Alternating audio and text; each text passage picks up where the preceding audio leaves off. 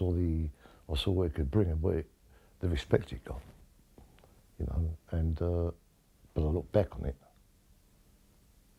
and I regret that side of it. But yeah, I want the piece of it, yeah, because they were virtually untouchable. They tried to nick them, you know, and they got out of it, and it built up from there, and they started to build and build and build, and but they were what they were, and a lot of people admired them, you know. Two kids out of the East End, not educated men, not the greatest of conversationalists, but look at what they did. No one refused the krays. No one refused them. It wasn't in your interest to do it. People just didn't do that. You know, you weren't dealing with people you couldn't say no to. You know, I'm not talking Godfather here. What I'm saying is that if they went in, if they was invited in, and let's be fair about it, they didn't go around looking, I want to get taken down under my control. And that, it came their way.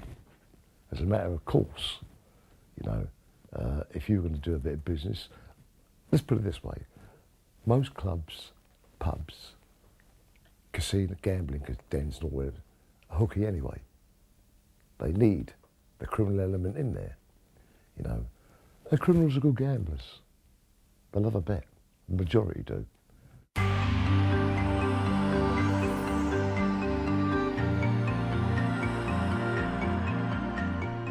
The image is how you look and how you dress, as I always do, with a suit on, a shirt and a tie. And that's the image of it all. Dress was a code. You dressed to a code. You dressed to impress. It's like being, I suppose, like being an actor, going out on stage or whatever. What they see is what they get, and people want to be impressed. It was glamorous in a way, but in later life, it was not to be so glamorous.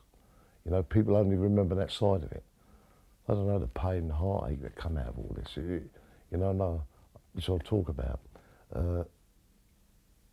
I can't call that a glamorous life. I find it very sad now. Look what it cost me, my parents, everything I ever had. I lost a marriage, my children, my mother and father died when I was in prison. So where's the glamour in that? But, you know, and you look back on it, I often wonder, would it have been any different? Could it have been different? I don't know, I'm not sure about that. I don't think so. I think it was, what happened was destiny anyway.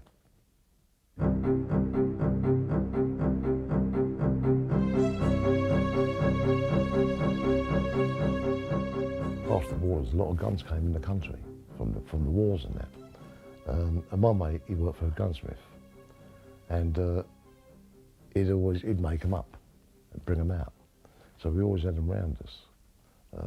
Anything you wanted to that extent. And so it wasn't unusual to have a gun. But the thing was, being prepared to use them. That's the difference. And I think, yeah, we were prepared to use them. In for a pound, in for a penny. You know, it's not a game. It's not a childish game. But it's serious stuff I'm talking about. Some of the robbers at that time, some of the bank robbers and the train robbery and all them. You know, it started all come in then. But guns were readily available then. Yeah. See, some people would carry a gun with no intention of ever using it, but some of these men would be prepared to go to their lengths. They don't talk about it, they do it. You had a row, there were some men who'd take you out.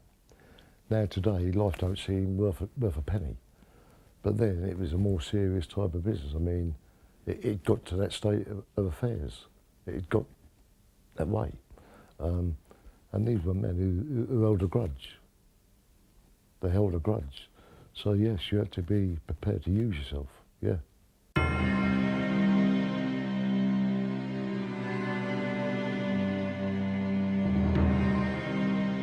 Very aloof man. You couldn't look at him in the face, didn't like that. Couldn't stare at him. Go into one, wasn't him, you know. Probably might get a right hand if you'd done that. You know, how can I put it with Ronnie? You knew instantly what you were doing. When you met Ronnie Kray, as I said to you earlier on about an aura around him, he had that. And you knew you had to be careful what you said in front of him. Now you could say something to Ronnie one day, and the next day take big offence at it. I never had a bad word with him, oddly enough, funny thing. Never had a bad word with him. Because I knew how to treat him. And that was the problem. a lot of people didn't know how to treat them. They'd come up to them. I'd never see anyone. I didn't like people touching them. Didn't like that. It was, but he never smiled a lot. Always had that look about him. Not deliberate. That was Ronnie, always staring down, always immaculately. I'll picture Ronnie Crane, his glasses on, a three-piece suit, with the match, the watch and chain. Right. He's standing in the corner there, sipping a drink. Staring at the floor. Never really said a lot. Now Reggie was totally different. Reggie would mix in the company. You know, he was like chalk and cheese. I always found it a bit more relaxing when Reggie was on his own and Ronnie weren't there. Because they were then liable to have a row and you didn't get involved in their rows. No one did. They were notorious for their rows amongst themselves, but no one said anything. No one interfered. And it would just die a death. But Ronnie was a man, Ronnie Crowe was a man who's, if he said he'd do something, he'd do it. No question of that. They had their fingers in many pies. Many, many pies. You never knew. They kept it all very close to their chests. That wasn't the one thing, but they had an habit of like, Reggie would say to you, oh, he's a nice bloke, but he'd wait for someone to say something different. And then, that's what he did. He didn't do, lovely man, he's a nice bloke. And he'd wait for someone to say, yeah, but, and that was the doubt. That was the doubt. Once the doubt was sunk, you know, it was easy to go to the Krays and say to them, look, and I thought that was dangerous. People would go to curry favour with them, tell little tales to them, you know, which would get people in a lot of trouble. A lot of trouble. They were fearless men. You know, people have said to me, well, they couldn't have got away with what they did then today, couldn't they? They wouldn't have changed them. They wouldn't have changed them. I think the tragedy would have been if they'd have come out old men, that somebody might try to take them down. That would have been a liberty because they couldn't do it in their prime. Now, a lot of people spoke about doing it. No one did. No one did. So let's not take that away from what they really were. If I was to describe the twins, they were gangsters. I think the most dangerous period of them was between 66 and up to on their arrest. They were well capable of doing anything. I think they've both gone through bad times in their lives. Reggie getting over his Francis dying, and Ronnie obviously needed treatment. And I think anyone who crossed them the wrong way then, and I'm not talking about a fight or a cutting, I think they'd have gone all the way with them. It got that bad. You felt it. You felt it. It sounded like it was a reckless part of their lives.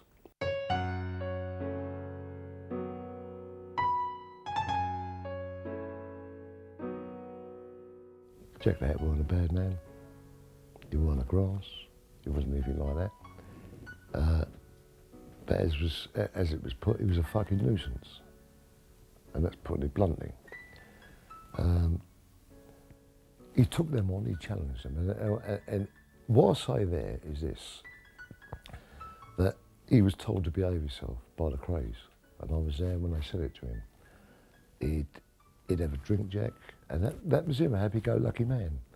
But when it come to what they said was the murder, I don't think they knew they were going to do him that night. It happened by chance. It was an act, an accident. I'd been out with the Krays that night, me and my brother, with two other friends of ours, and we met the Krays in their pub, the Carpenter's Arms. When we got nicked in 1968, this is where, one of the pubs we were using at that time, where it was theirs. And this is where we, on the night that this was Jack the Hat went off, this is where we met. Me and my brother, and two others, and the Krays and that. It was all here that night. And then we left here and went on to the Regency Club, where we were supposed to have met Jack the Hat. And this is where I left the Krays that night, and the next time I was to see him was in that flat. So that's also known for something else. This is where Ginger Marks is allegedly to be shot outside there, disappeared. So it's got reasons. Also, if you look down to my right, There's a church where the Kray twins, all the funerals took place. Charlie, Reggie, Ronnie. If you can hear at the back now, the kids playing, as young kids, the Krays went to that school. A bit of local history in this lot. I wonder one day if they'll never preserve us for prosperity. Let's just wipe it out, forget all about us. You can feel it. I can feel it, smell it. I mean, you've got to remember, something happened in here that night. In 1967, this has played a big part in my life, hasn't it? You know, this little street here. You know, it's rumoured to be the place where everything happened in gangland at that time. But it's still the same, still the same. It started here and it ended here. A little street like this, incredible, isn't it? You know? Ironically named St Matthew's Road. There's a bit of history for you. This is a Regency Club where, after leaving the Carpenter's Arms on that night, where we came and me and my brother met Jack the Hat. Now, if you look at it, this is the entrance to it. It was very plush though, very posh. Always had a couple of bands on the doors. If you look to the left there, this would be the restaurant. The Chinese restaurant down there, very nice. To the left here, as you went in, there was a bar, the main bar of it. And the office, Barry Brothers' office, which is at the end there. And that's where I was called up from downstairs here. I'm up the stairs here. Tony Barry called me up, a rat. Took me upstairs here. I walked in the office, and that's where Reggie Kray was supposed to have given the gunman off. And then left here for the flat. And that's where it all took place. If the Krays had the ump here, you were sent that pub on the corner there. Not allowed in here. Which thank God you wasn't, because you wouldn't have got out. There's how many men in here, I've seen some of the hardest men in England walk in these doors. Walk out with their chins broken, their noses broken, you know. So, I mean, it plays a very significant part in the Kray history.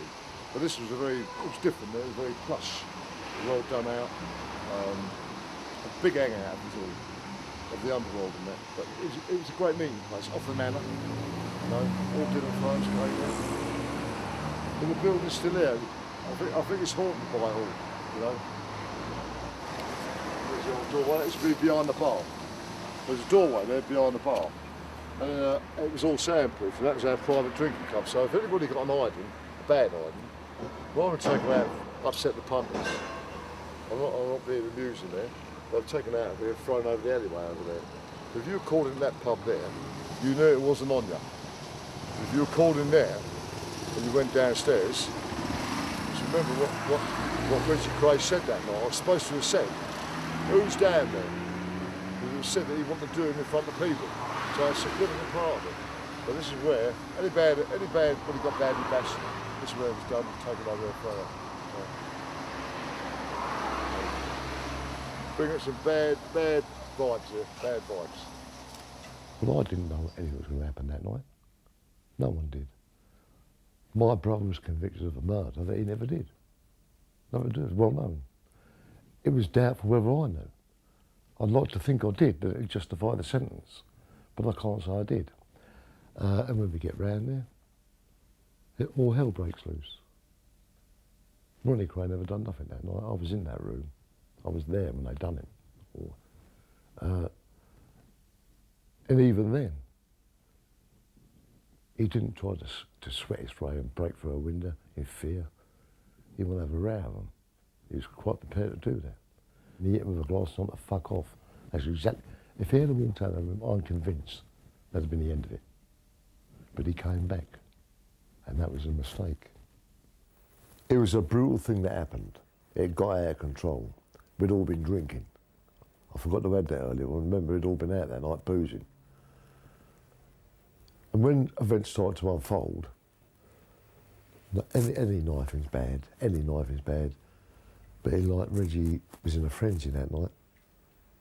Ronnie Kray said to me, fucking get rid of that tongue. Just like that. Don't even mind around. What do? You seem to be loyal. You've got to be loyal, yeah. You know. Other people ran out of that room that night. As I said, the easy part of it, I suppose, was the murder, was the killing of him. And I'm wrong to call it a murder. I don't like to call it, because I honestly don't believe it was a murder. It could have been, it was only the fact that the Krays denied it and said it never happened, that it became what it was. But had it been brought out in the right way, it would have been a manslaughter. But anyway, beside the point, get rid of it. Now, what do you do with a body? So we started to clean up the flat.